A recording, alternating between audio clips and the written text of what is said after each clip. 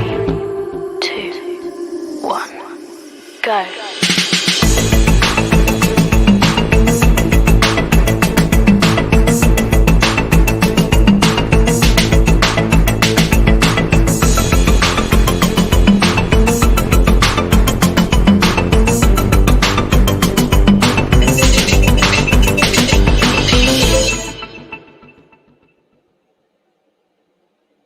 Hello and welcome to Writer Mother Monster. I'm your host, Laura Ehrlich, and this is a special episode about writing motherhood and mental health with writer mothers Alicia Elliott, Liz Harmer, and Megan Leonard. Please share your thoughts and questions with us in the comments section and we'll weave them into our conversation. And I'm honored now to introduce Alicia, Liz, and Meg. Alicia Elliott is a Mohawk writer whose essays have been nominated for National Magazine Awards and whose fiction was selected for Best American Short Stories 2018, among other honors. Her first book, A Mind Spread Out on the Ground, was a bestseller in Canada and the recipient of numerous awards, including the 2020 Forest of Reading Evergreen Award. She's working on a novel and lives in Ontario, where she has one 14-year-old son. Alicia describes writer motherhood in 3 words as difficult, meaningful, confusing. Liz Harmer's first novel, The Amateurs, received starred reviews with Publishers Weekly and the Quill Enquirer, and was a finalist for the Amazon Canada First Novels Award. Her second novel, Strange Loops, is forthcoming in 2022. She writes about love, madness, motherhood, and religion, and she's working on a memoir on her experiences of psychiatric crises and treatment. A Canadian living in California, Liz has 3 children, ages 9, 11, and 13, and describes writer motherhood in 3 words as challenging, interesting, deep. Megan Leonard is the author of Book of Lullabies, a collection of poems that explore mental illness and new motherhood through the lens of fairy tales, Disney princesses, and labyrinthian language.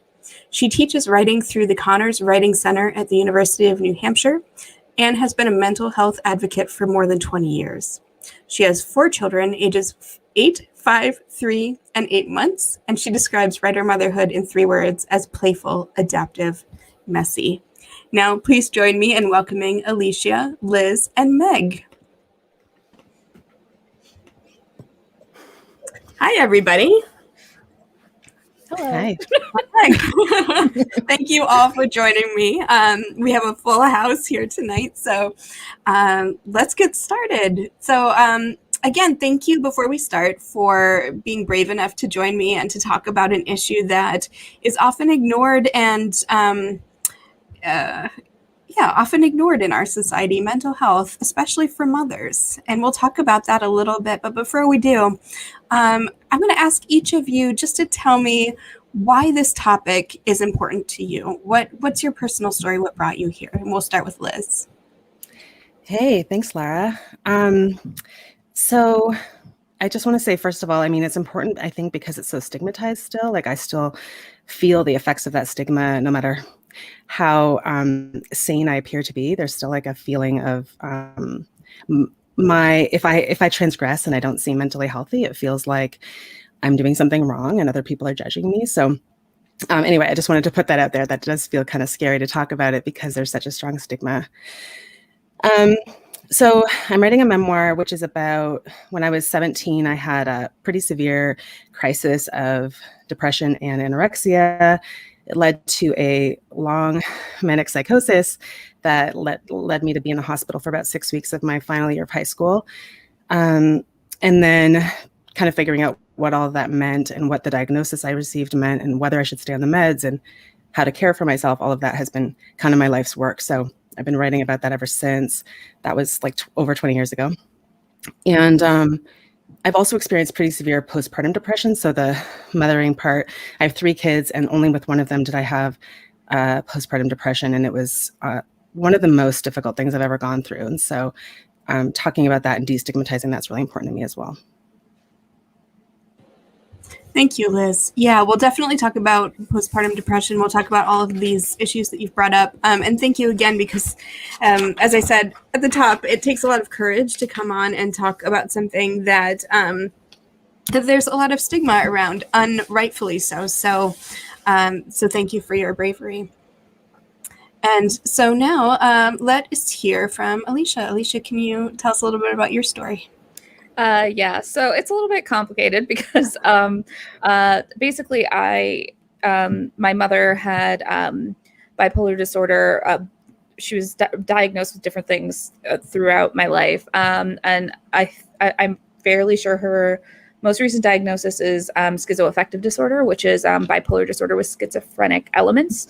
And so I was kind of mostly being cared for by her. Our family was very traditional in terms of like my dad went out to work, my mom stayed home and raised the kids. And so we, we dealt with her having this mental illness and saw it in front of us in ways that really shaped, I guess, how I felt about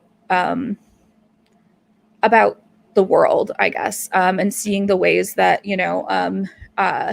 she was criminalized in certain senses as well for having mental illness. There were times where, like, there was one time in particular where, like, she was, tasered in front of my young siblings while we were on the res, and this was because she has a mental illness.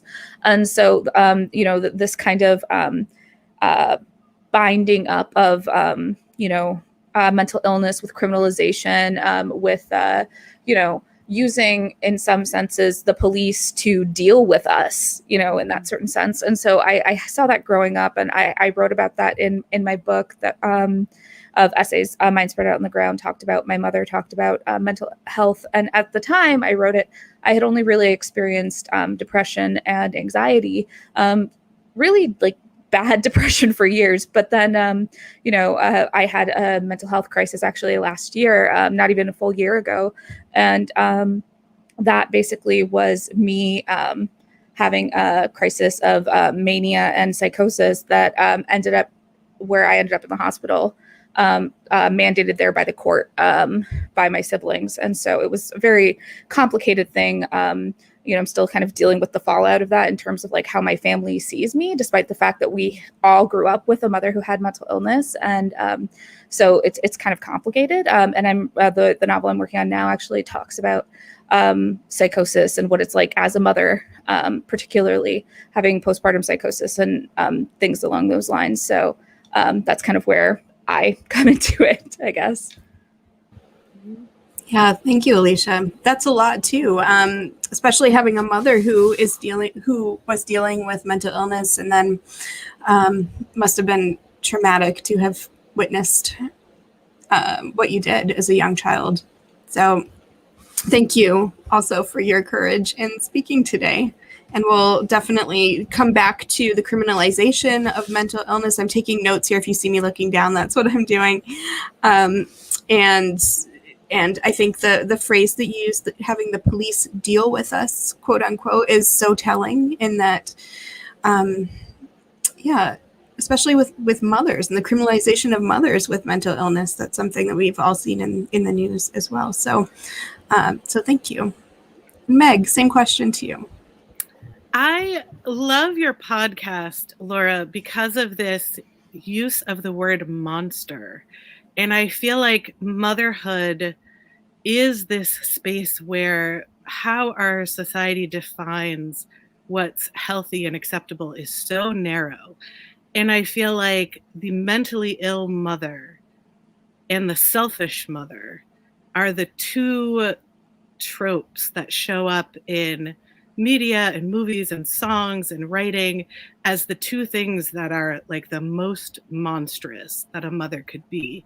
And of course, writers to some degree have to be selfish, or perhaps it's more accurate to say they're seen as selfish. So I feel like being a mentally ill writer mother has the potential for this monstrosity that really interests me. I noticed when I became a mother, so I have a long mental health history. I had multiple hospitalizations in my 20s. I was very ill as a teenager, sort of did better in my 30s, but mostly because I had lots of therapy and lots of support and knew my own illnesses better and knew how to manage them better. I have 4 children. The oldest one is 8. The youngest one is 8 months.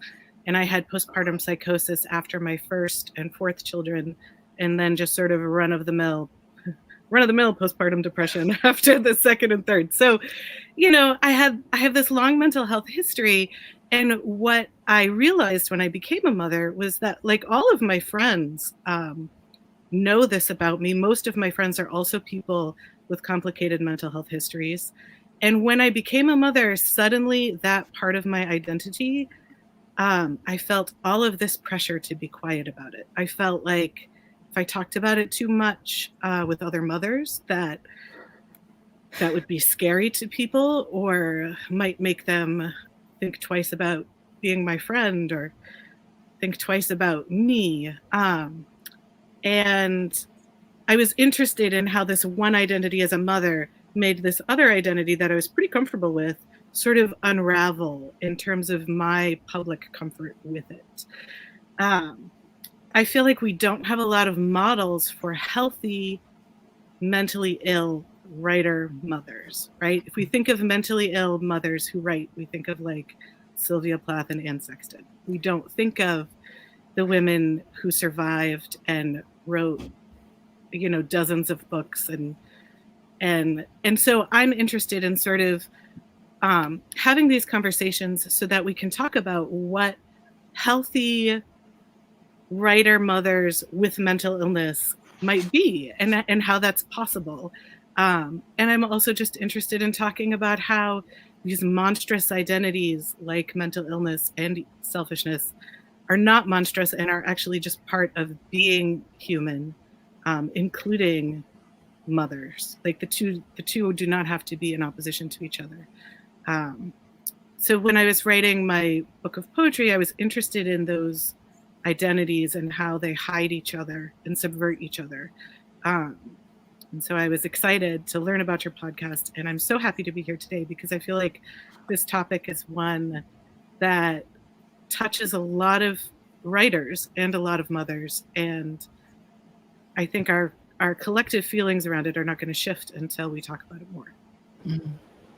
Yeah, thank you, Meg. That was really eloquently said. And I should have said at the top of the show that you, Meg, actually came to me with this idea and helped me craft the episode around motherhood and mental health. So you've brought so many amazing ideas and questions to this moment where now we're all gathered to discuss. So thank you. It's really important and I very much appreciate it. So this is a great group of strong, monstrous in the best way, women. And I'll share, I want to keep the focus on you all as the panelists, but just in the sake of transparency, I also struggle with anxiety and depression. And having had a child, I think raised the stakes for that, where you kind of realize how much there is to lose and how easy it is to lose the things that you love and how fragile your children are. And that definitely for me raised the anxiety level. So motherhood and anxiety and mental health for me are also very entwined. So that's just putting that out there. But I want to come back. So now let's talk. I think, Meg, you gave us a good launching off point with monstrousness.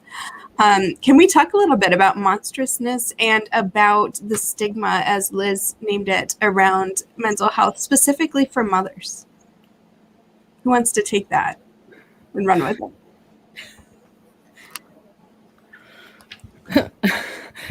I don't know if I have anything to say about that, but I just love what you said, Meg, about healthy mothers who also have mental illness. Like those things coexist, right? And I think that was I just loved that point. So thank you for making it.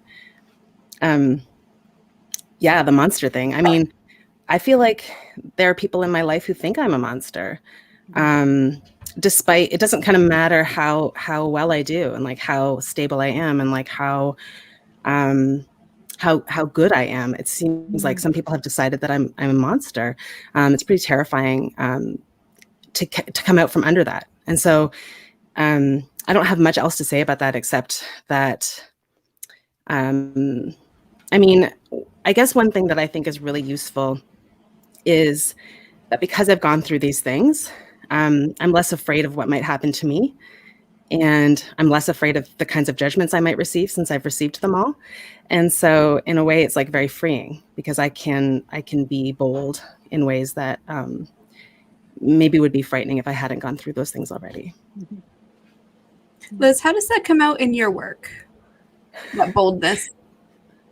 Well, I'm not hung up on on apologizing for being selfish or like choosing art, because for me, art or being a writer is like a very important part of how I cope and make sense of my experience. And so it doesn't seem to me like a selfish act. It seems like like an important thing that I do. And I choose that as a healthy choice for myself. So I guess that's one way that it comes out. Mm-hmm. Yeah, I think that for me also, just thinking about the ways that, I had in certain ways when I was younger conceived of my mother as a monster when she was manic, for example, or when she was super depressed and like couldn't get out of bed, like those kinds of things you don't understand as a child, particularly when, you have, in my case, a parent who is basically telling you all of these things, like you need to look for this, you need to look for that. So like basically I was kind of like policing my mother's mental health by, like, oh, you got to make sure that she, like, if she isn't sleeping much, if she's doing this, if she, all these different things that made it so that it was kind of like this carcerality kind of imposed into my head in terms of how I conceived of my mother.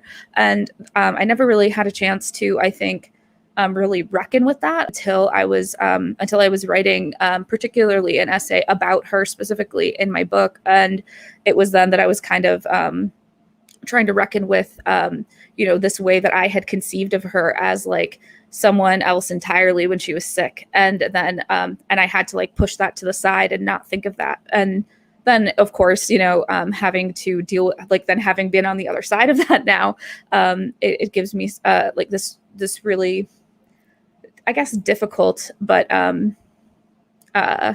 necessary, I suppose, insight into kind of what was happening with my mother at the time, and also the ways that, in many senses, my father and just the systems that were around us all the time had failed her in terms of giving the idea at all that you could be healthy in any sense while you have mental illness. It just felt like there was no model for that for our family to kind of base things off of. And so we kind of fell into these patterns that I think are still very much there. At least I saw them when I had mental illness and saw how my siblings reacted. And it was like, I could see very clearly had this like thread line, which I think, we as a society, despite how many years we've been aware of mental illness, and there has not really been any significant changes, I don't think, since basically, the madhouses, essentially. It's just kind of been conceived as this is how we deal with people. And it's just been kind of, I don't know, I guess, illuminating to kind of think of that, and now to kind of put that into my work, that kind of awareness now, that like double-sided awareness of being on both sides of that, as a mother myself, and as the daughter of a mother who had mental illness, seeing ways that like I was encouraged to think of her societally and within my own family, and then seeing how people were to frame me once it was clear that I had mental illness in very similar terms, despite, there being 30 years difference between when those things happened. Yeah. Alicia, I wonder, forgive my ignorance in asking the question, but I wonder what it was like for you growing up you said you grew up on a reservation. In that rarefied society, did you notice differences in the way mental illness was addressed or not addressed, as compared to where you live now? You said you're in Canada, I think, right? California. Yeah. No, I'm in Canada. I'm in Ontario. Canada, Canadians. Yeah, I think it's important to note that I didn't like grow up on the res. I moved there when I was in grade 9. And so I had a significantly different experience than my siblings, who were much younger and spent most of their lives growing up on the res. But it was, I would say that, we were in a very particular situation because my mother was not Indigenous, she was white. And my dad just moved us there and didn't do, because he has been very abusive to her in the past, and including moving us there to begin with. He didn't do anything to make it so that she had legal standing there. So she basically had to hide that she was there the entire time, essentially. If you know anything about the way that reservations in Canada work as a result of the Indian Act, there are they made it so that if you there was a period where if you were an Indigenous man and you married a white woman, that she would gain status, and then therefore she would be able to live on the reserve. Whereas if you were an Indigenous woman and you married a white man, you would lose status, and all of your kids would lose status, and you would basically be forced off the res. So this is the way that kind of sexism was really embedded into the Indian Act, and that affected my family because right before my parents got married, they had changed it so she didn't have any status there. And so, that meant that because she had no status, she was not supposed to be living on the res. So all it would take was really someone to find out she was there and be mad at my dad, and then report it to band council, and they could send a letter evicting us, basically. So we were in kind of like a really precarious situation, considering, I don't know, I guess the historical context that we were set into, and also all of these other things.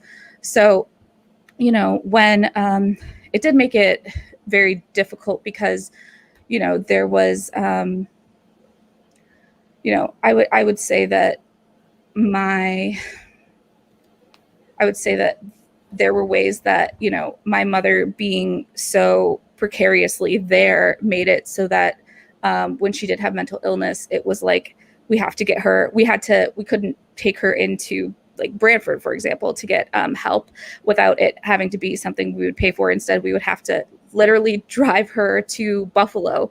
And then my dad would have to basically call the cops on her and get her put in as like a threat to herself into the hospital. And then that's kind of how it went. And so it was kind of this constant kind of trauma. I remember us, like, sometimes we would have to, like, all the kids would have to be in the car so that she wouldn't get out of the car while we were driving on the highway and things like that. It's like, so just these ways that, like, I think that my dad really was very aware of the power he had in that situation and how he could kind of get her out wherever, but because of the situation, it was more complicated to get her there and to put her into the hospital or whatever he needed at that time.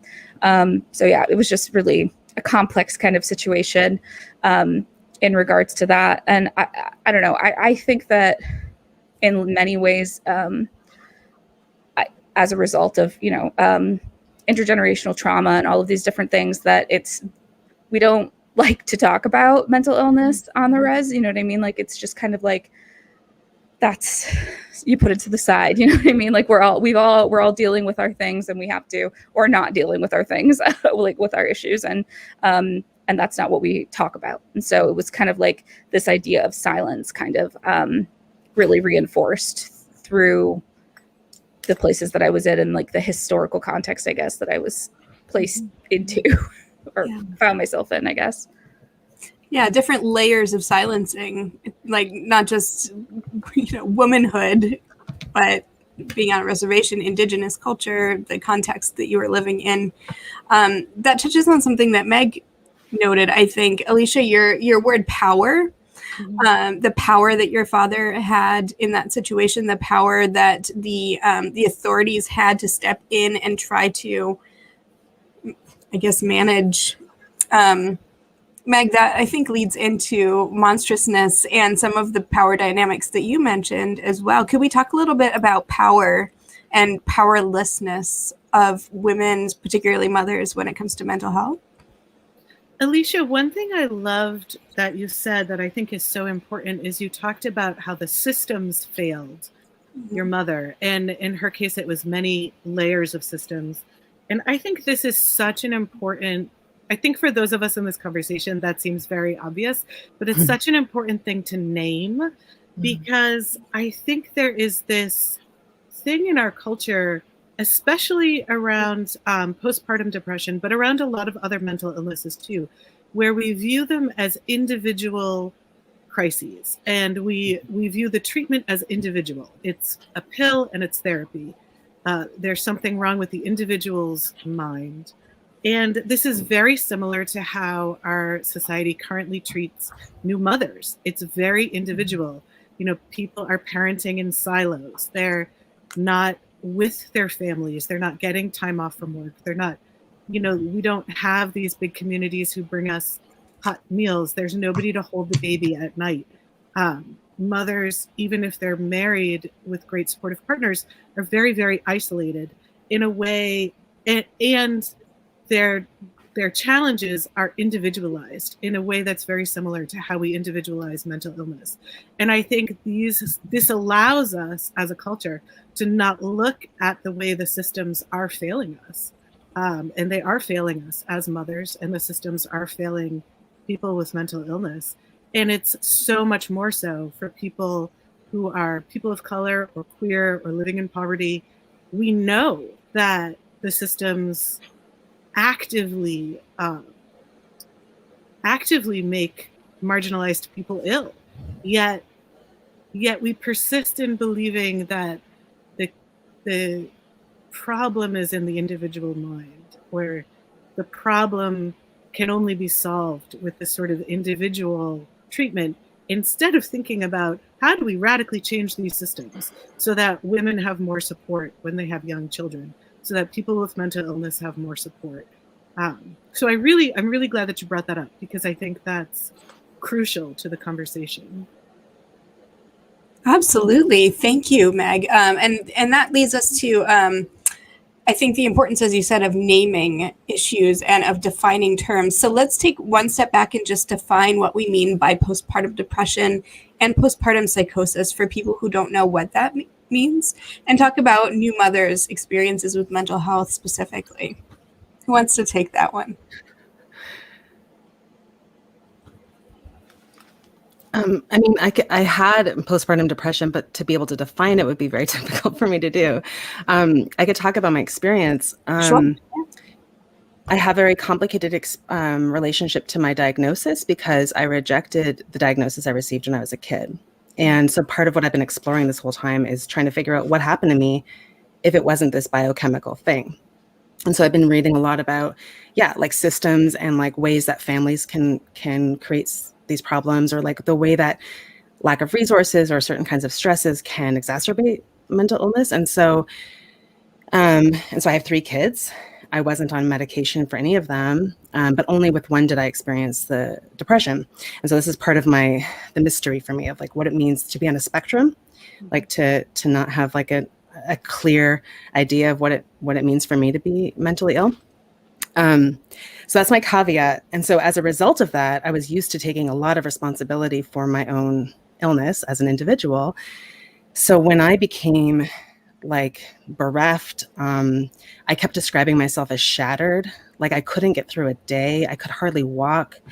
Every day just felt like a mountain I was climbing. I remember one way I was thinking about it at the time was like, oh, here comes 9 o'clock again. Like there was nothing, like I just had to get through it. But I couldn't get the rest I needed. So I think postpartum depression, because of hormones, so people who might be vulnerable to hormonal fluctuations or lack of sleep, in addition to all of the other anxiety that comes with being a mother, I believe that's all, that sets you up for the possibility of having this. And for me, because I was in this confusing relationship with psychiatry, like they wouldn't put me on antidepressants because antidepressants can cause mania.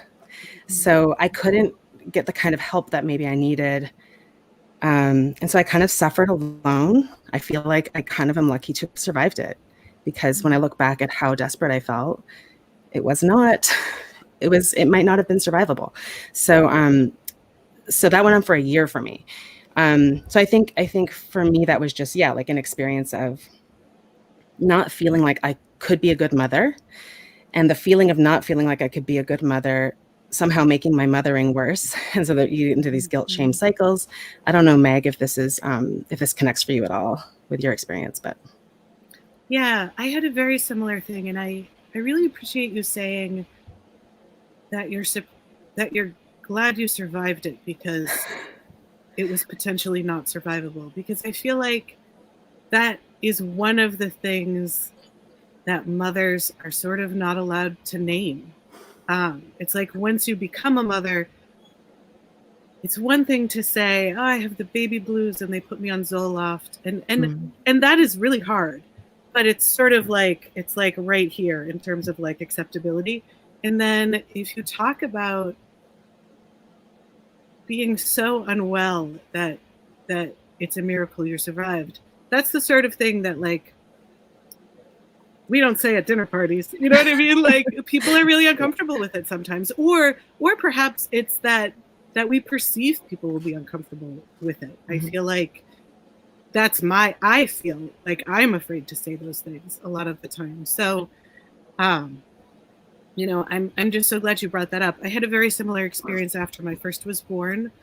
I think a lot of my severe, I had postpartum OCD, which was interesting because it helped me understand my lifelong OCD in a completely different way because it was so magnified. So in a weird way, it ended up being almost like a gift. I sort of hate to use that word because it wasn't a gift at the time, but now at age 40, having survived it, I feel like that experience allowed me to understand my own mental health in a new way. But it was so extreme, and it lasted well over a year, which goes outside of the typical diagnosis. And for me, it was a lot about, I was back at work 2 weeks after I had my baby. Now I worked from home and I was working part-time, but I was working 2 part-time jobs. So it was a lot of hours. I wasn't sleeping. I didn't have people to help me with the sleep part. And I feel like a lot of what made it so dangerous for me was things like I wasn't eating well. I wasn't sleeping. I didn't have people to talk to. I hadn't met a lot of friends with young children yet. It was this isolation and, you know, this long-standing ambivalence with the psychiatric community and professions because I had a very long mental health history. So a lot of what you say, I don't know, it really moves me, and I had a very similar experience. And I think what you were saying earlier, Lara, about power, when someone feels like they can't trust the potential care providers, or when they feel like they have to be alone with their symptoms because if they say the wrong thing, it's going to trigger a chain reaction of responses, or if they say out loud to their friend how desperate they are,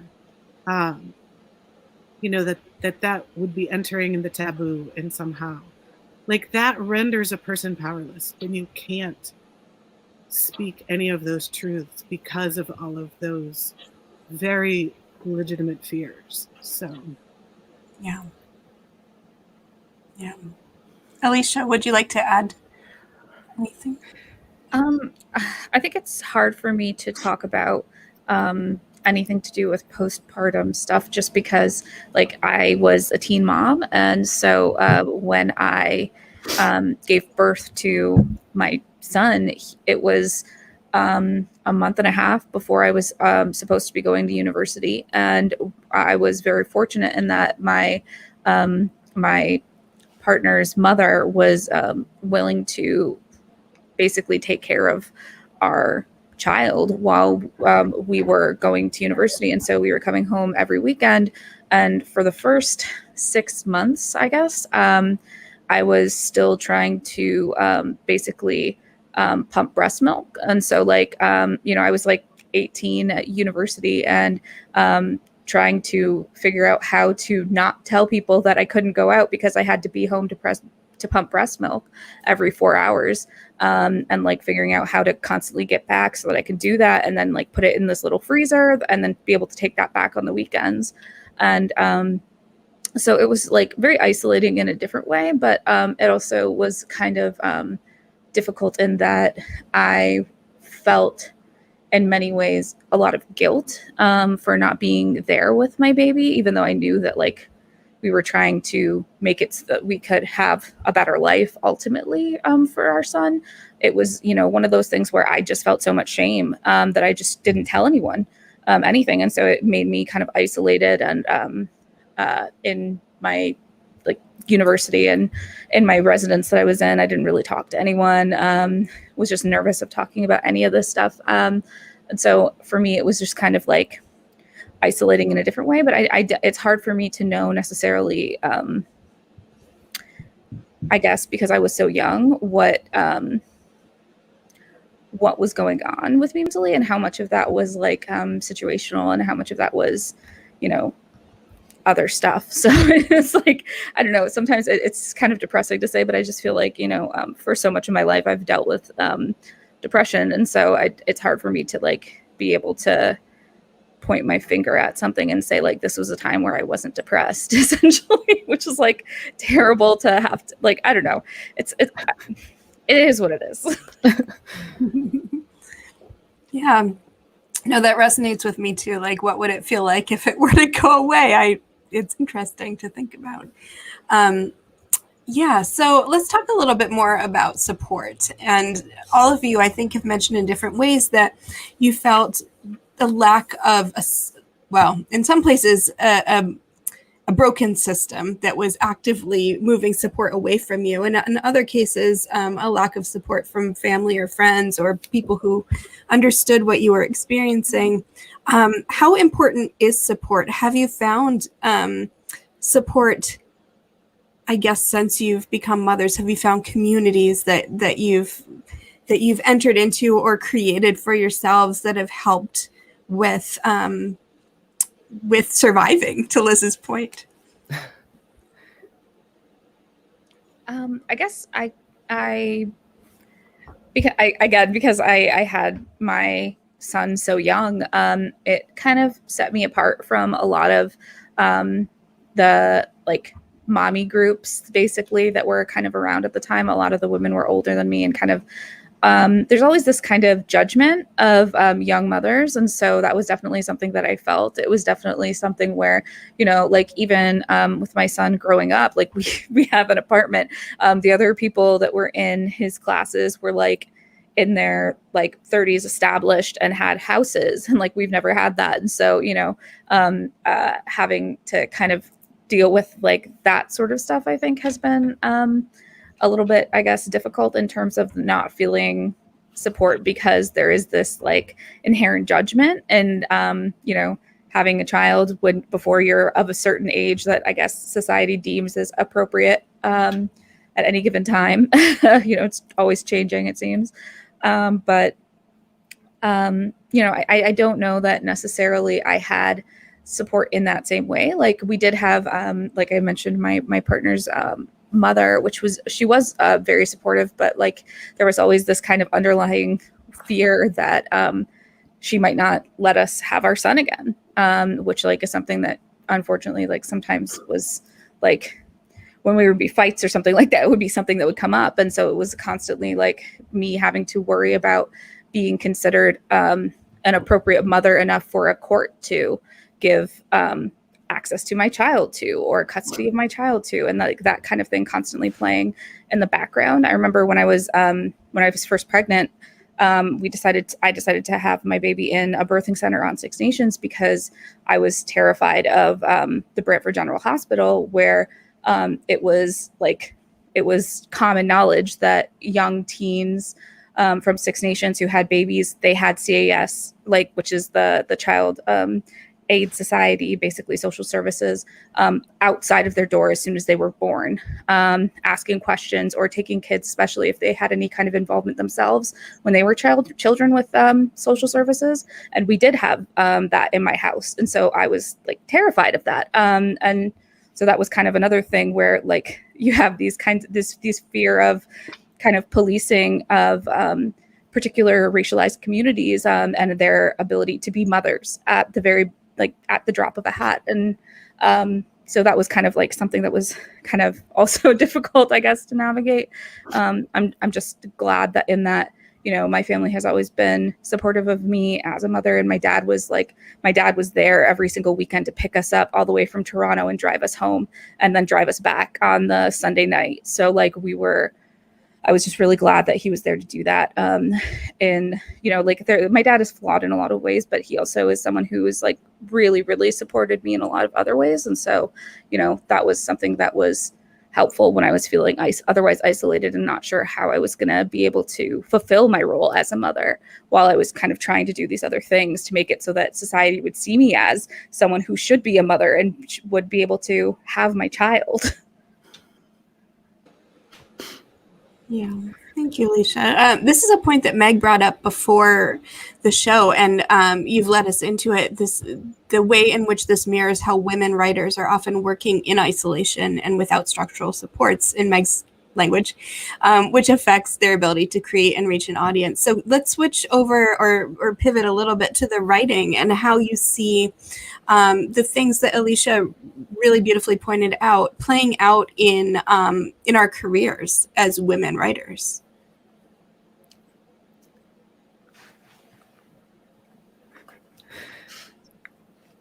Who wants to start? But Liz has something to say. I mean, I have a kind of a funny anecdote, which was that I was reading over my psych records as part of writing my memoir, and they're always looking for delusions of grandeur. And so they would constantly find me writing a novel and calling me grandiose, like I was having a delusion of grandeur.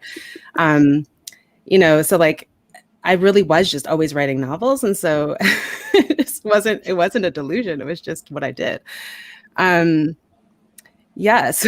So with the writing, I mean, in my case, I feel like my family was really supportive of writing. Like writing was a really important thing. We were I call us shabby intellectuals because we really didn't have much money, but we had a lot of education. And so that's possible in Canada. I don't know if that's really possible in the States in the same way, but so there were always books around. My mom was a librarian. My dad was an elementary school teacher. And so writing was really important and kind of valued. And I felt like when I had this episode that everybody kind of had to recover from, it became, I'm interpreting it at this point as like a trauma. So it's not just that the trauma can exacerbate the symptoms, but the thing itself causes a secondary trauma, I think, the breakdown itself and all the treatment and then coping with the treatment. So while that was all going on, everyone was kind of just not sure what would happen to me. And I kind of felt like nobody expected anything. We felt like we would be lucky if Liz kind of got her degree. And that was, so I kind of felt left alone to figure out my ambitions. So to me, that was like a kind of blessing with having had this crisis, which was that, I could just go ahead and do my thing because no one expected anything from me. That's maybe not fair to my parents, but that's kind of how I feel about it a little bit. Yeah. Yeah, Meg, this was your point to make. So I want to come back to you and ask you if you want to talk a little bit about how women writers are working in isolation and how that plays out. I think I've been thinking about this a lot because I had a baby in the pandemic and my book also launched in the pandemic. And in the poetry community, we talk a lot about being good literary citizens. And practically speaking, what that often means is buying each other's books and going to each other's readings and promoting each other on social media and inviting each other to speaking events and, networking, to be on panels and things like that. And I feel like this group of people will understand when you have a young child, that becomes impossible pretty quickly. And when you have a mental illness, that becomes impossible for different reasons. So I have started noticing in my own life how much I have to say no to because I have to go to bed at 9 because my baby's going to wake up at 5. And if I don't get enough sleep, I am going to be in a bad place with my mental health. Perhaps I find networking so exhausting and it takes such a toll on my mental health. So even if it's something I enjoy, it might be something that I have to limit to some degree. All of these other ways that we in the poetry community, because it tends to be kind of small. So I don't know if this is true in your writing circles as well, but we put so much emphasis on kind of this work that people do behind the scenes, and women especially. A lot of it is about kind of the way we use our relationships to promote our work. And I've just been thinking about how I just can't do a lot of those things. Things like residencies. Like I can't go to a residency. I've been breastfeeding somebody or pregnant with somebody since 2012. So like basically my entire 30s.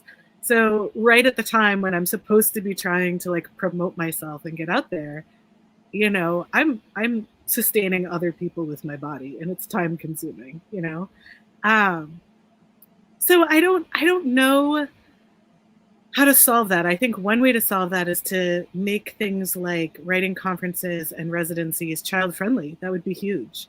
There is no residency that I know where you can bring a breastfeeding infant to the residency. So that's something. I went to AWP when I was really pregnant with my first, and I haven't been back to one because it's too hard to travel far away from very young children. So making things child friendly would be one thing. And then I think recognizing that literary citizenship is going to have to include people with mental illness and chronic illness and other disabilities. And in order to include everyone, there has to be space for just recognizing that not everybody has the same energy levels, or that staying up late to get stuff done can mean very different things for different people. And that can shift for individuals over time. But I feel like right now we're at a point where we're just, as a writing community, starting to recognize that things that we label as working hard or like hustling are actually just keeping out anyone who doesn't have uncomplicated health. So I'd like to see those things change. And I think that will help women, and I think that will help women with mental illness. So hopefully, this can be part of that conversation, and we can all start shifting our thinking around those things. I love that, Meg. Thank you. Yeah, and I agree. I've heard a lot of women on this podcast talk about residencies specifically and fellowships, and how these are often month or 2 month long experiences. And like, maybe I've just gotten to the point where my daughter's 5 and I'm like, maybe I could go away for like 2 weeks, maybe. Mm-hmm. But a month, no. Like, it's definitely it's different, I think, for mothers, and as you point out, particularly for mothers who are experiencing or living with mental health challenges. Yeah. Yeah, absolutely. Yeah, go ahead. I just also feel like one of the things too that is, complicated, particularly when you're dealing with mental illness, is having to do, like, up in Canada, we have like festival circuits when you're promoting your book and things like that. And you're, always expected, like, this is the thing where people don't really talk about the fact that, like, you write a book and you're just supposed to write a book, but that's not how it works. You have to promote it. You have to be on, you have to be, in some instances, like, people ask really inappropriate questions, audience members or other people on the panel, or you have to deal with like other people saying things that are super offensive, and the impact that kind of has of you having to, like, keep smiling the whole time and make sure that you're viewed as professional, because to show any signs of weakness or to show any signs of anger or anything like that, like, these are things where you again would be considered like monstrous as just a woman alone or as someone who has mental illness. But then on top of which, if you're a mother, there's all these other things too, right? Where, people have these kinds of expectations where, what does your family think about this? Where's your son right now? All these kinds of things where, like, there's these, they're projecting these kinds of societal shames onto you, and you're just supposed to kind of smile because, you have to sell books. So I think, that's just something that really is difficult. I know that when I was touring my book, there was a lot that was going on in terms of me dealing with depression, but also trying to, like, push myself to do all of these things. And then also there was, like, a lawsuit that was launched against me, which made it so that I was terrified of people asking me about it, or of talking about anything that might in some way refer to that, and then making myself liable in that way. So, like, there's like all of these things that I don't think people really think about in terms of how they're making spaces for writers, in terms of especially if we're writing about things that are very difficult, there's this expectation that we should always be like, you know, slashing our wrists open and letting everybody see all of the mess.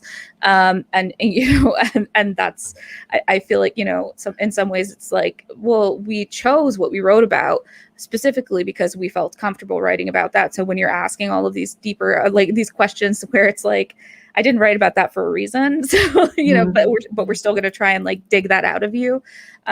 It's just kind of, I don't know, kind of gross and appropriative or exploitive, you know, in a lot of ways. So, yeah, I don't know. That's something that for me, I think people don't really consider those things, or like, you know, what it means to hold someone who's trying to talk about their work that's very difficult and that has a lot of personal things kind of blended within it, I guess.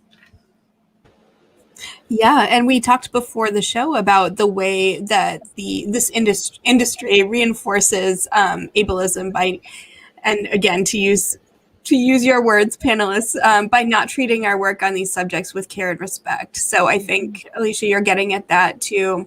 That there's a sense that if you put yourself out there through your work, that people have permission then to dig at wounds and to ask you to flay yourself in public. And I wonder if they ask the same, and I don't know, I'm just putting that out there. I wonder if the same request is made of men, you know, who write about mental illness. I feel like there's sort of like a, like that's literary, right? If men write about mental illness. What do you guys think about how it's perceived when women write about mental illness? And we talked about monstrousness and shame, and like there's definitely a disparity there, I think. Liz, I see you. Well, I mean, Alicia, I think you have something to say, but I was just going to say, like, the problem of being taken seriously as a woman is like compounded by being a person who's perceived as mentally ill. I mean, it's just, you know, being credible, people taking seriously what you have to say about your own experience about anything is a big problem. So yeah, that's all I have to say about that, Alicia. Yeah. Yeah, I mean, there is always this sense that men have more authority on whatever they're speaking about, that they have more control over themselves. You know, just the idea of women as, you know, having like hysteria, this whole idea of madness that is specifically female, and it has its roots in being in women. You know, this whole notion of this is really, you know, so prevalent in our culture. It's hard to not see it wherever you look. You know, this idea of how, you know, when men break up with women, oh, they're my crazy ex-wife, my crazy ex-girlfriend. That's always the case. You know, it's whereas, you know, you don't as often hear people like saying, oh, my crazy boyfriend or my crazy ex-boyfriend, even if they were, you know, abusive in different ways or, you know, hurting, like, you know, there's just this idea of like a certain level of harm that is acceptable to lobby towards women. And, you know, if women respond to that in any way, then they're crazy. If they have any sort of emotions that aren't just like smiling, docile kind of, you know, this version of like submissive femininity, then we're crazy. So automatically there's always this kind of idea kind of lodged against us. But then when you on top of that, when you actually have, you know, a severe mental illness or any mental illness really, then that like also lowers your credibility to a certain extent, where people don't believe anything you're saying. You know, even people who are close to you, they're always seeing you as someone who they can't trust. They can't trust your perceptions of what's going on around you. They can't trust your memories. They can't, you know, and then that kind of makes you wonder about how much you can trust your own memories or how much you can trust your own perception of the world. It kind of creates this sort of self-fulfilling prophecy where you're kind of like mired in this doubt about yourself and about your worth. And, you know, I really do believe too that like the literary industry just doesn't make space or provide you know, the respect and care necessary for the works of especially mentally ill women. You know, there's this notion that we have to, that, you know, that our books are products and we have to be able to sell them to people, and there has to be some sort of like pitch for it in terms of like, well, who wants to read about a crazy woman? You know, no one wants to read about that. And so it's just kind of like, I don't know, really, it's really gross. Just kind of, I don't know. It's just, yeah. No, I really relate to that, Alicia, because I think we do see both motherhood and mental illness in women as put in as sort of like a niche subject, when the reality is every human has mental health. And we have mental health days that are great, and we have periods of time when our mental health is less strong, even if it doesn't cross over into the line of a diagnosable mental illness. We all have mental health. It is a universal experience. And almost all of us have mothers. Like, yes, there are people who don't have, almost everyone came out of a womb. Well, I guess everybody came out of a uterus, perhaps not belonging to a woman. But do you know what I'm saying? Like, this is how we all got here. We all have some relationship to motherhood, whether it's an absent mother or a painful mother or a loving, wonderful mother, whether it's mothering our own children or imagining, you know, how we might mother other people. Like, we all have a relationship to motherhood. We all have a relationship to mental illness. Yet the book marketing industry pretends like this is a niche thing. And if you say like, oh, I wrote a book of poetry about motherhood, you know, people will go like, oh, like Sharon Olds. And it's like, well, you know, there've been a lot of people who have written about this. Like not just one. Like, yeah, it's fascinating how both motherhood and mental illness is used to discredit women, and how writing the truth about this, or a truth, writing our truth, is a way to push back against those cultural beliefs that would discredit us. And there's a real fierceness to that. And I think this is why I love reading motherhood stories, and I love reading about women who have experienced mental illness, even though it can be very painful to read sometimes, because the very act of putting it out there pushes back against this idea that it's unimportant or uninteresting or not reliable. Like you were saying, Liz, that we somehow can't be experts of our own experience. That's BS, you know? And I love these spaces like this conversation where people take the time to say like, no, like that's a load of crap. Yeah, I wanted to just add one thing, if I can, to that. I love what you both are saying. And I was just thinking about how rebellious I felt to that notion. Like, becoming a mother was so transformative and weird. And like, what's more interesting than that? Like, I can't think of like a so-called masculine topic more interesting than that, you know? Like, I mean, I guess war and mafiosos. I mean, I don't know. Like I'm trying to think of masculine topics, race car driving. I don't know. But like, those things don't interest me as much. Just like what happens to your mind. Like, first of all, like a psychotic experience, a feeling like something has happened to your mind and other people aren't no longer in the same world that you're in. I mean, that is like an incredible thing to go through. And motherhood is also a transformative experience. And I just it doesn't even make sense to me to think, why would that be diminished or like uninteresting? Like, it just is interesting inherently, you know? Anyway, that's just my thing about that. No, I want to keep going here. I was about to say that's such a great place to bring us, but I don't want to close. So if you guys are okay to stay on just a little bit longer, we'll keep talking. And there's an echo. Oh, there we go.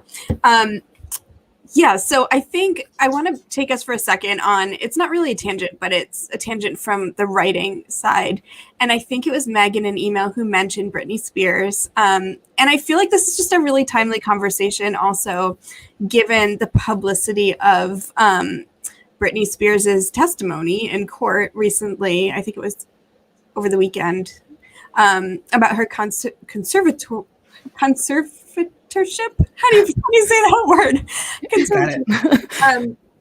Yeah, and I think it speaks to all of the things that we're discussing here about trust and about trusting a woman's perspective on her own mental health and her own lived experience. So let's talk just for a second about that example. And Meg, since you brought it up in an email, do you want to start with just why you felt like that was something that we could talk about today? And I think it is. It's timely. You know, I'm getting credit where it isn't due. I wasn't the person who brought up Britney, but I'm so glad somebody did. Who was it? Was it Alicia? Yeah, maybe Alicia. I'm so sorry. Yeah, Alicia. Oh, no, that's okay. Well, I think the main thing too that I think is what I think really resonated with me, and I think a lot of also other women who have mental illness, was the fact that her conservatorship made it so that she had to get an IUD implanted, and they would not allow her to marry or have any more children. And the way that kind of ties into this idea of eugenics and whether women with mental illness should be parents, or our ability to parent and be mothers, not only mothers, but also productive, because then you had, they, on the one hand, this conservatorship was making Britney so that she was working over 10-hour days all of the time to make all of this money for the conservatorship and for these people who were profiting off of her. And yet at the same time, she can do all of this. She can be on these sets for hours and hours a day. She can do months-long residencies in Las Vegas, but she cannot have another child. She can't, you know what I mean? She can't, that's something where she should not have had children to begin with, is kind of the idea that I think is implicitly being implied there. And I don't know that, I think that because she's so famous and this has happened to her, it's shocking to some people in a sense that maybe have never had to really deal with, the ways that court systems and the ways that polices and carcerality kind of come into play with mental illness, and in terms of controlling mentally ill people, specifically women, and also racialized people and other things, you know what I mean? And even just like the ways that, we don't really, I don't know whether people are looking at this and they're saying, yes, this is so terrible. And then they're thinking, I don't know whether they're actually thinking about the fact that all states that I'm aware of have laws about where you can force someone into the mental hospital outside of their will. That's definitely the case in Canada. In all of the provinces, there's, Form 2s or different things like that. I know when my, siblings put forward for a Form 2 for me, they hadn't even spoken to me in weeks. I was not asked to go to the judge. I could not defend myself in any way. I didn't even know any of this was happening until I was arrested.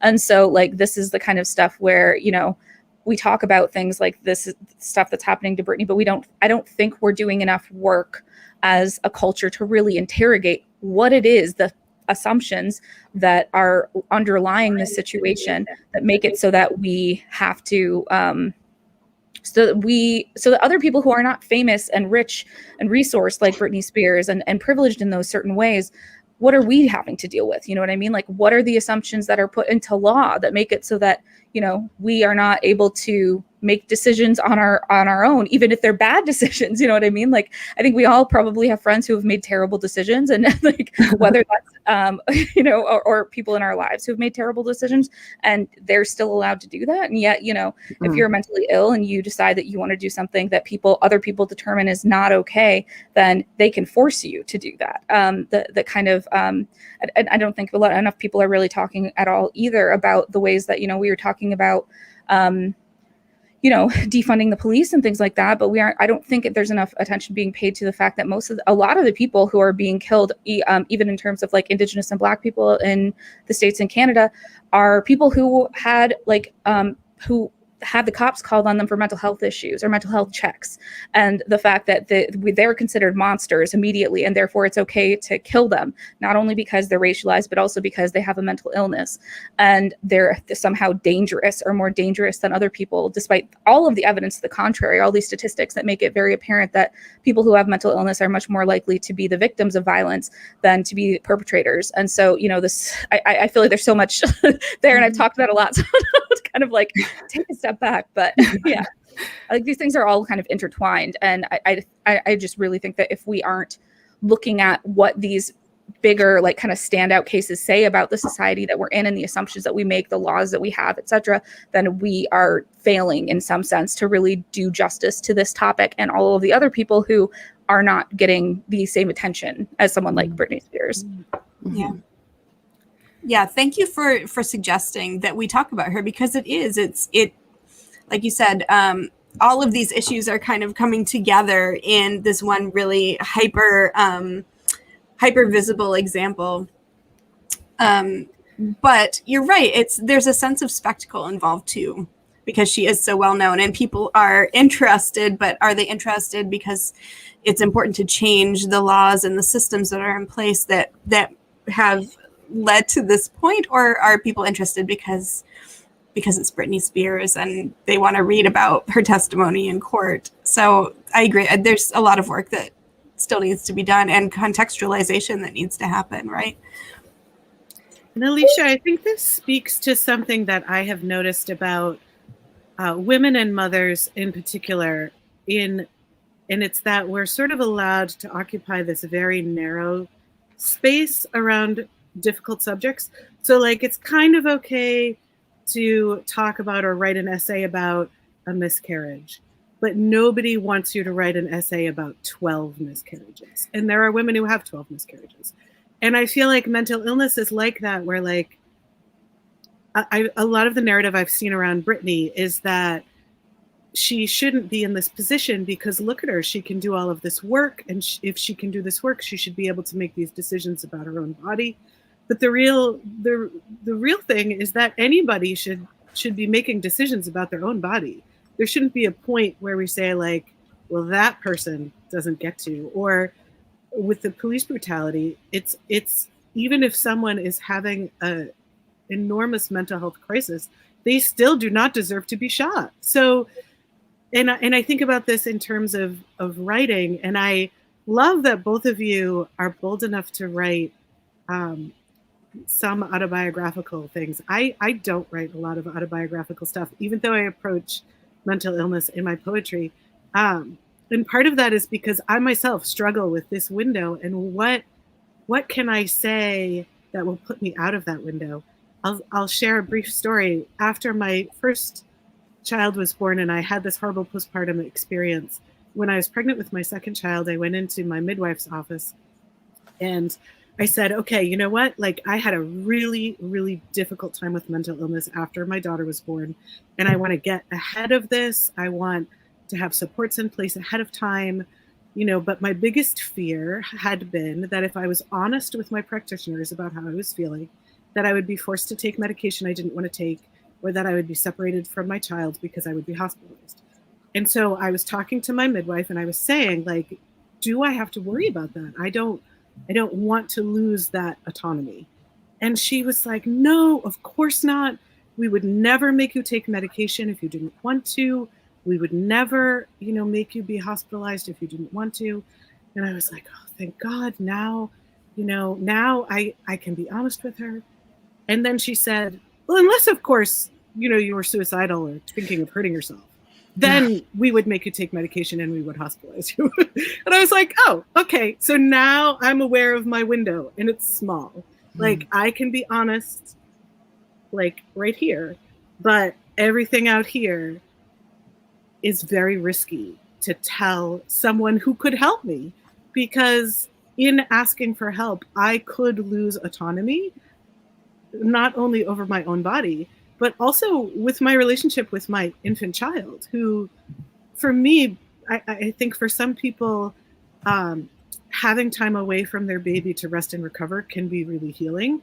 For me, just because of what I was experiencing, being separated from my child, even for a 72-hour hospital stay, would have made things so much worse. It would have been absolutely, it would have made things so much worse. So just knowing that I couldn't be honest with my care providers and get help that I did think would be helpful, because I would lose my own ability to advocate for myself in asking for help, it was ridiculous. Like, this should not be the case. Should not be how we're treating women with mental illness. And so I like what you're saying about, Britney is this big example. And in some ways, she's a sympathetic example. A lot of us grew up with her. We grew up listening to her music. And we can see that she should have autonomy over her own treatment and her own body. But that truth really needs to be applied to every person with mental illness, no matter how extreme their illness is.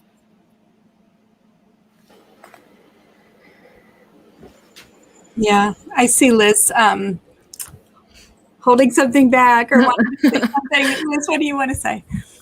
I mean, I just don't know if I have that much to add, but I was thinking about how I was told I shouldn't have children at some point when I was very young.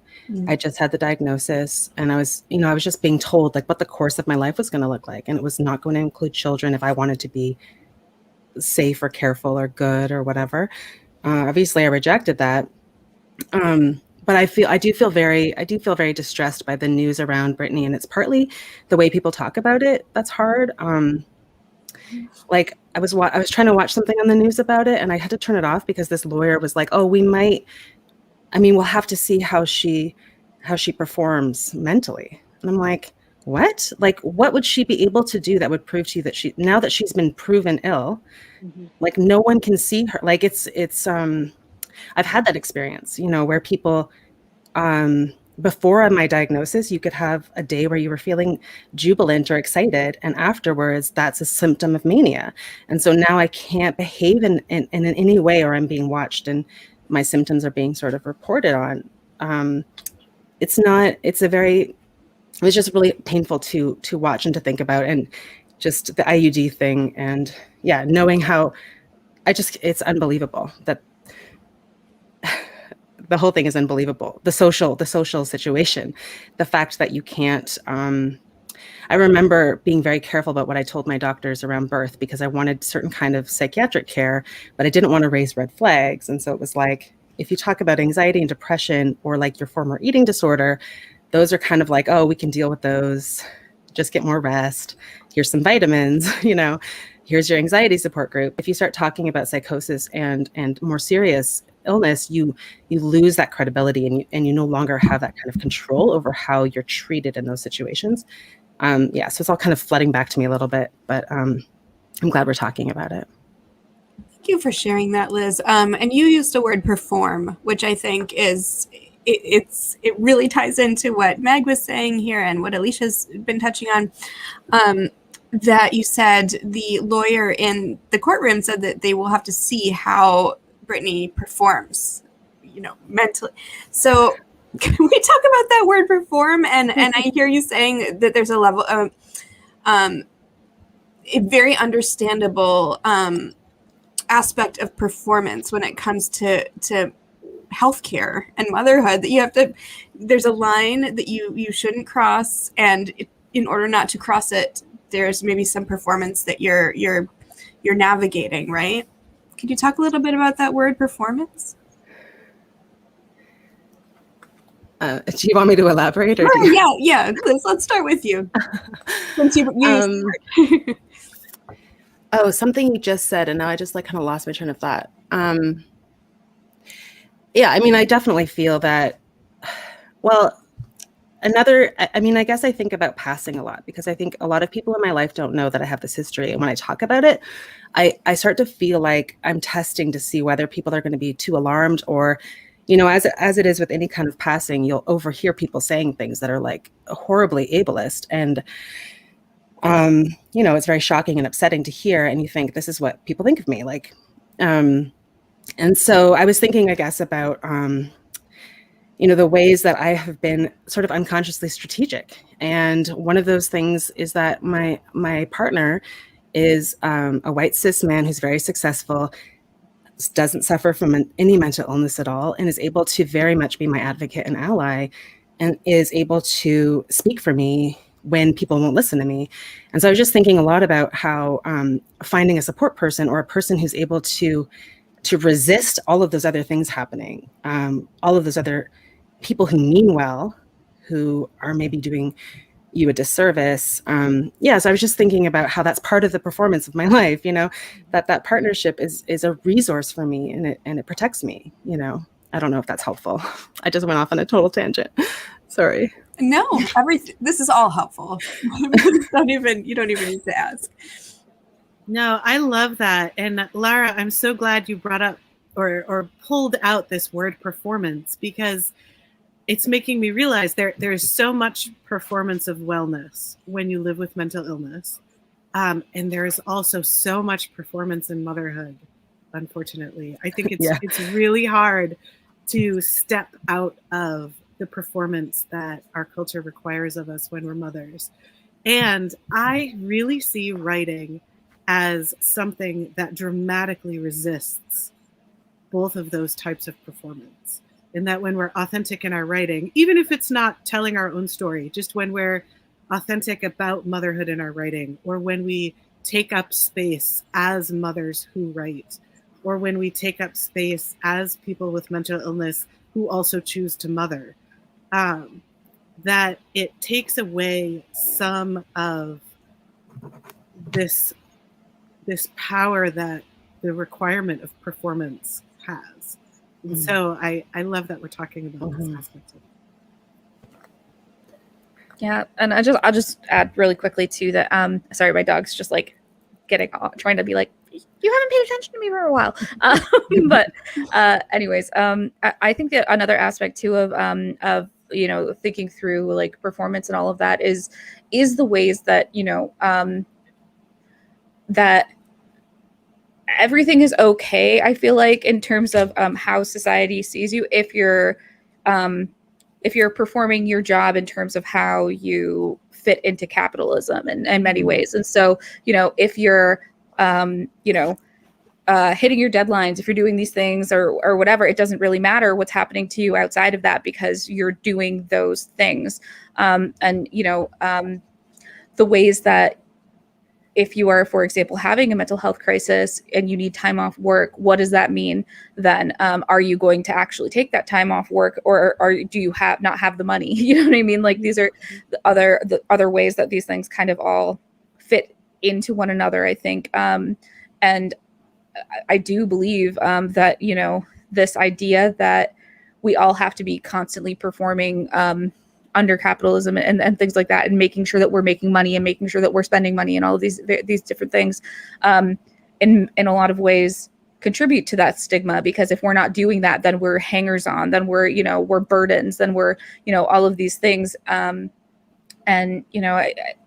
This notion that if we are too mentally ill and we can't make money and all of those things, then we have less value to society in general, and not just like talking about value in terms of social value, but also like literally economic value and the ways that those kinds of all kind of fit together. What would it look like if we not only had kind of maternity leave, but also we had this ability to have paid mental health time off, these sorts of things where we're like, I don't know, when you start thinking about the ways that we can't actually care for ourselves because we are stuck in this like wheel, it really does, I think, make matters worse, especially if you're, a working mother who has mental illness, or not a working mother, even like just someone who, working in terms of, I'm not saying that, women who are stay-at-home moms aren't working, but, the way that we conceive of work and these very particular terms. So I think that those things all kind of contribute in a different connected way as well. Absolutely. And I think so I know we're coming to a close, but I want to come back to something we talked about at the beginning, and what a healthy writer, mother, monster who lives with mental illness looks like. What can that look like? Tell me your vision for a healthy writer, mother, monster. Liz. Oh, you can always tell when you can read my face. It's a curse. It's been my curse. Well, I mean, this has been something I've been working on a long time because I was very afraid of my emotions. So for me, what's really important is healthy expression of emotion and accepting that emotions are healthy to express. And so even negative emotions, being distraught, being angry, things that are frightening to others, we don't find those frightening in our family. And so to us, it's sort of like being able to have a narrative around emotions that gathers them all up and says, hey, this is what it is to be human. there's nothing to be alarmed about, because I think sometimes that that stuff can just build. And so I think for me, the gift of being a person who's a healthy mentally ill person is that I can not be afraid for my kids in the same way, because I can love and see them and not be afraid of symptoms that I might perceive and that kind of thing. Thank you, Liz. Alicia, I saw you ready to. I don't have anything. I feel like I'm still trying to figure out what that looks like in a lot of ways. I know that through my experience, one of the things that I was always worried about is what would happen if my son had a mental illness as well. And, I think that if nothing else, the experiences that I've gone through have made it very clear to me what someone needs in that situation, and what someone doesn't need in that situation. And so for me, I think that, me going through that and being able to turn, I guess, those negative experiences into wisdom and I guess help me figure out how to then approach others who are in those similar situations. So, not just thinking about it in terms of me as an individual, but what it would mean to be a good community member who, is aware of these things happening with other people all the time, and being able to, know how to advocate and things like that. So I guess I'm still figuring it out, but yeah. Still figuring it out is, I think, a good place to be. That's where we all are, right? It's endless work. And Meg? I think for me, one thing that I love to think about and that really helps me feel grounded in health is when I let myself believe that my mental health and my writing life are not in competition with each other, and that my writing life and my children are not in competition with each other, and that my mental health is not in competition with my children either. That I can attend to all of these things, that I can attend to my mental health and take care of myself. Like I said, that might mean, going to bed early and not going to a reading that I feel like I should go to or whatever. I can attend to my children, even if it means, maybe I miss out on some writing time that I wanted. I can also take some writing time and let my children watch TV for the afternoon if that's what I'm needing. That these things, that there's space in my life for all of it, that I don't have to choose or put these things in competition with each other. And Alicia, what you were saying about capitalism really resonated for me, because I think for me, when I start thinking that there is not enough, that there is not enough time or not enough of me to live as a healthy, mentally ill person and a poet and a mother, it's usually because of these embedded capitalist beliefs that have me thinking I need to produce more poems. I need to, I don't know, somehow be doing something with my children that I'm not doing, that I need to be more outwardly productive in some way that goes against my mental health. And when I can release those ideas and uncouple them from my own belief system, then I do find that living in that space of health is really fulfilling and really very possible. So I really appreciate that you said that. Thank you all so much. I think those are some great words to end with. And I really appreciate you and all of you, your honesty and your bravery. Be willing to speak to these experiences and this truth. It's so important, this conversation. So thank you for joining me and having it. Thank you so much for having us, Laura. We cried. Oh, I know. You guys have brought tears to my eyes. Like, I'm tearing up here. But stick around for a second afterwards so I can say goodbye. But in the meantime, thank you all for joining us tonight. Thank you for your comments. Panelists, if you didn't see comments from our friends here who are watching on Facebook and YouTube, take a look in the chat and see the love that poured out there towards you. And thank you all for listening. I'll see you next maybe not next week. I think it's the following week for another episode. And happy 4th of July weekend. Thank you all. Goodbye.